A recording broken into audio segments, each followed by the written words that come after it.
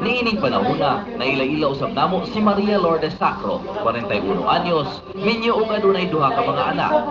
Katrabaho sa usa ka advertising company sa Kauluhan. Apan ang iyang hilig, ang mountaineering.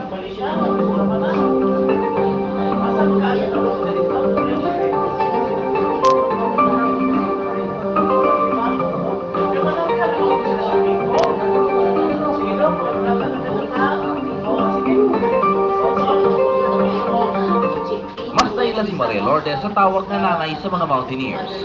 Kinitungod kay siya ang kanilang founder sa grupo Climb Against Cancer sa Kauluhan. Usa ka hugpong sa mga mountaineers nga ang tubong dili lamang ang paghatag og panahon alang sa ilang giginamang hilig, apan apil na pud alang sa usa ka rason. Climb Against Cancer, nag-start siya October of 2010.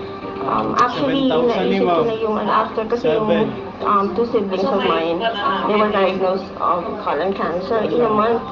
So it's a matter of first week in June, diagnosed si sister ko, the third week, brother ko. So instead of, like crying na may cancer in the family, that it's there, na lahat kami nag-worry na kasi siya namamana yung klase ng cancer ng colon. So everybody has to go colonoscopy and everything. So instead of iyakan na lang kasi there's cancer. So sabi ko, why not take it an advocacy na rin. So, ang lang namin is to mag-raise ng funds through climbing.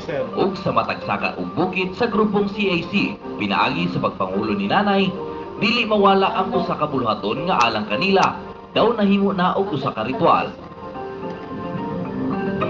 Nandun ka na lang sa summit where not to say a prayer. So there's also a Climb Against Cancer prayer. We pray for all cancer patients. Because sabi ko nga, visually kasi, I know naman you can pray anywhere. God hears our prayer. Kahit sa summit ka na, you're closer to heaven. Ug sa Masarota, dili lamang pagsaka-saka sa mga bukid ang ilang ginabuhat apan apil na pud ang mga outreach programs.